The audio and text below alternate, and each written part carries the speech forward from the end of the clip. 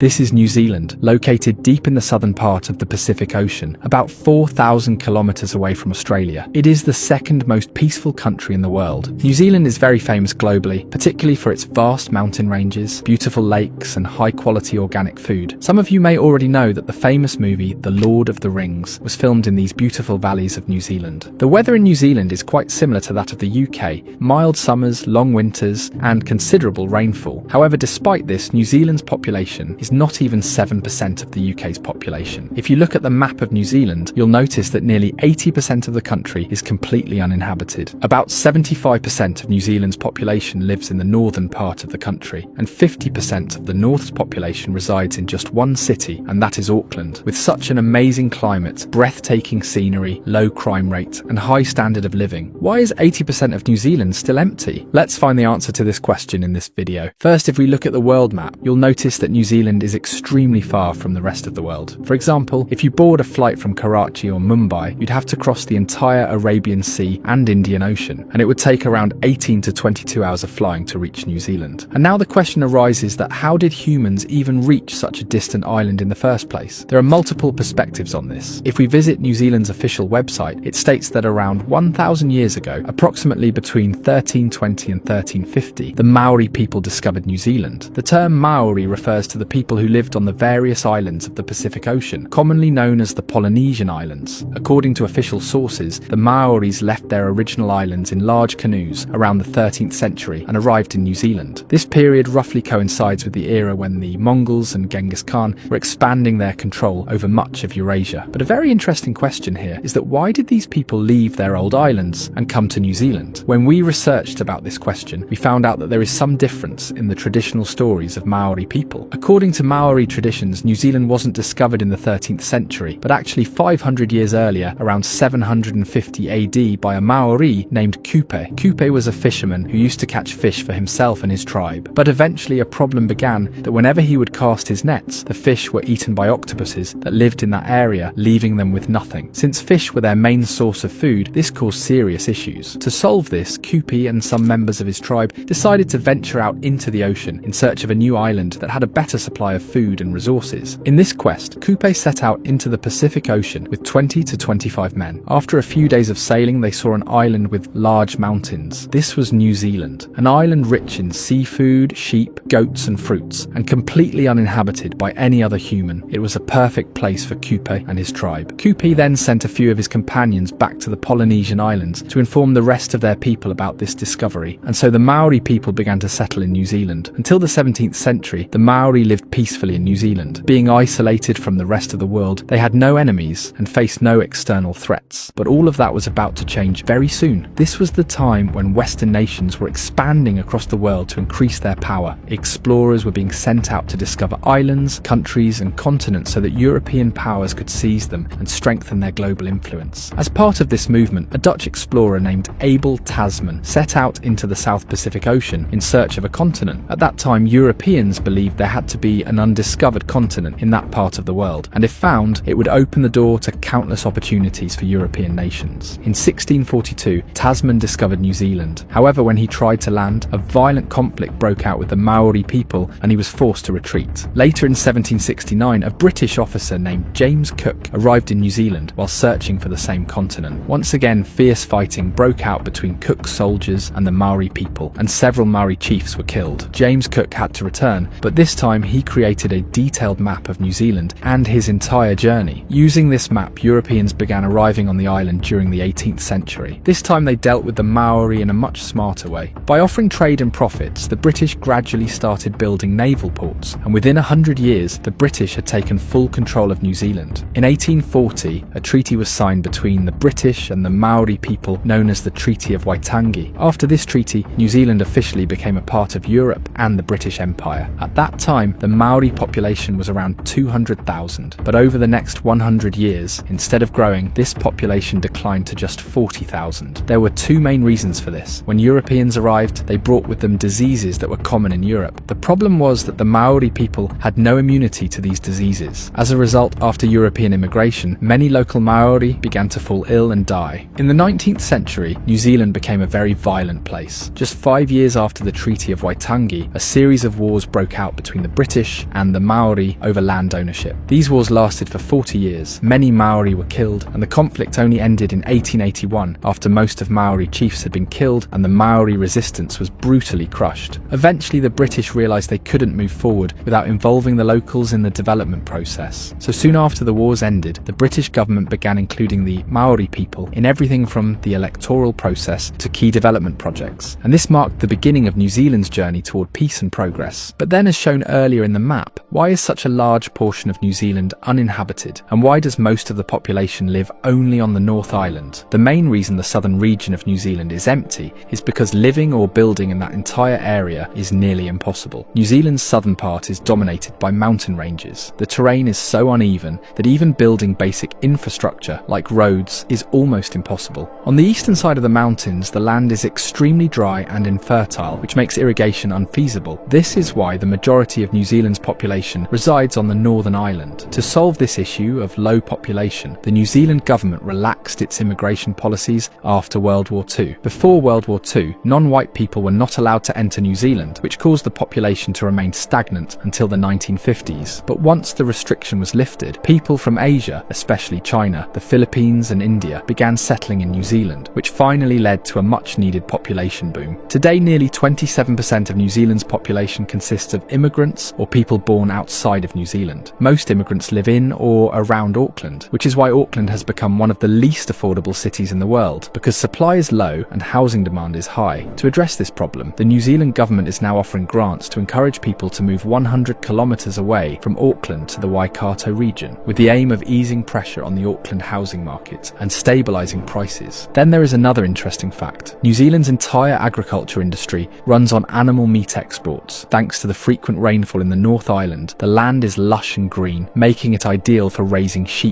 and cows. New Zealand's human population is around 5 million, while the cattle population is estimated to be nearly 30 million. That's why New Zealand is the world's largest exporter of mutton and sheep wool. About 95% of New Zealand's meat is exported, and in 2019, these exports generated around $46 billion in revenue. New Zealand is the 50th largest economy in the world, and agricultural exports are its primary source of income. Earning $46 billion from just meat exports is unbelievable, and it should be a source of inspiration for many other agricultural countries. If you enjoyed today's video, please like it and subscribe to the channel. These are the sources we consulted for this video. See you in the next video. Take care.